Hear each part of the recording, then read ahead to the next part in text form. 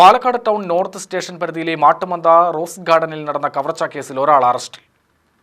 Mattumantha rose ഗാർഡനിലെ പ്രകാശന്റെ വീട്ടിൽ കഴിഞ്ഞ 6-ാം തീയതി നടന്ന കവർച്ചാ കേസിലാണ് അറസ്റ്റ്. വാതിൽ കുത്തിത്തുറന്ന സ്വർണവും പണവും കാറും മോഷ്ടിച്ച സംഭവത്തിൽ കൃഷ്ണഗിരി ഉത്തുക്കരി മകനൂർപട്ടി മുസ്ലിക്കോട്ടയിൽ 59-കാരൻ രാധാകൃഷ്ണനെയാണ് Palakkad town north police arrest ചെയ്തത്.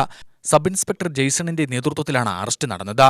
സംഭവമുണ്ടായ വിവരമറിഞ്ഞ ഉടനെ തന്നെ എസ്ഐയുടെ നേതൃത്വത്തിലുള്ള പ്രത്യേക അന്വേഷണ സംഘം CCTV ക്യാമറകളും മറ്റും കേന്ദ്രീകരിച്ച് അന്വേഷണം ആരംഭിക്കുകയും കേസിലെ പ്രധാന പ്രതി തമിഴ്നാട് കൃഷ്ണഗിരി സ്വദേശിയായ അരവിന്ദ് എന്നയാളെന്ന് തിരിച്ചറിയുകയും ചെയ്തിരുന്നു.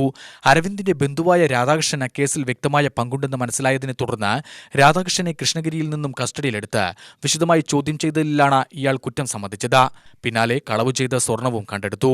പ്രതികൾ കവർച്ചയ്ക്കായി ഉപയോഗിച്ച കാർ ഇവർ താമസിക്കുന്ന വീടിന് സമീപത്തു നിന്നും കണ്ടെടുത്തിട്ടുണ്ട്. പാലക്കാട് ജില്ലാ പോലീസ് മേധാവി അജിത് കുമാർ IPS, പാലക്കാട് DYSP കൃഷ്ണദാസ് എന്നിവരുടെ നിർദ്ദേശപ്രകാരം Palakkad town north police station inspector Vipin K വേണുഗോപാലിന്റെ നേതൃത്വത്തിലുള്ള സംഘമാണ് പ്രതിയെ പിടികൂടിയത്.